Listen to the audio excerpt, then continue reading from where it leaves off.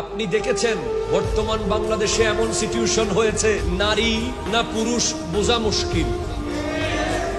কথা জোরে বলেন না, ঠিক কিনা জোরে বলেন। একটা মানুষ যখন, এটা বুখারীর হাদিস, যখন কোন পুরুষ নারীদের মতো চলাফেরা শুরু করে, যখন কোন নারী পুরুষের মতো চলাফেরা করে, তাদেরকে লানত দিয়েছেন আল্লাহ এবং রাসূল, তাদের উপরে লানত।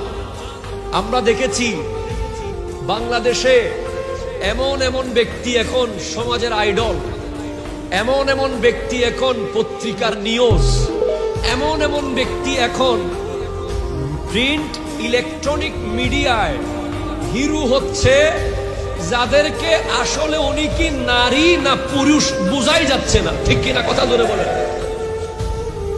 আপনি কিভাবে মনে করতেছেন এগুলোর ফলাফল এত সহজ হবে?